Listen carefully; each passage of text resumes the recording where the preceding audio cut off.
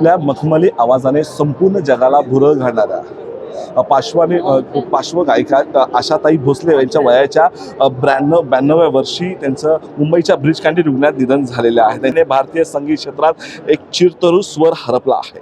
शास्त्रीय संगीत, लावणी, गझल, पॉप संगीतापर्यंत आपल्या आवाजाचा महामार्ग निर्माण करणाऱ्या आशाताईंनी रसिकाच्या हातात 8 दशके अधिराज्य गाजवले.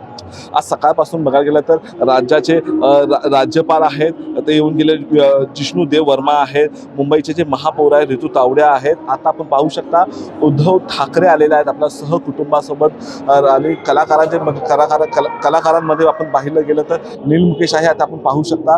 आणि आता मुंबईच्या जे विरोधी पक्षनेता आहेत, मुंबई महापालिकेच्या किशोरीताई पेडणेकर आहेत, ते आपल्या अनेक आमदार आहेत आणि खासदार आहेत शिवसेनेचे, ते आता आलेले आहेत. आणि महत्त्वाचं म्हणजे आज यांचं ते पार्थिव आहे, आशाताईंचं तर पार्थिव आहे. सकाळी 11 ते दुपारी 3 वाजेपर्यंत त्यांचं ते राहतं जे घर आहे, आपण जिथे आहोत, कासा ग्रँड सोसायटी लोअर परेल इथे अंत्यदर्शनासाठी ठेवण्यात आलेलं आहे. त्यानंतर संध्याकाळी 4 वाजता त्यांच्या दादरच्या शिवाजी पार्क स्मशानभूमीवर शासकीय इमामात अंत्यसंस्कार करण्यात येतील. एका अष्टपैलू निधनाने कला विश्वात कधी न भरून निर्मारी एक पोकळी निर्माण झालेली आहे.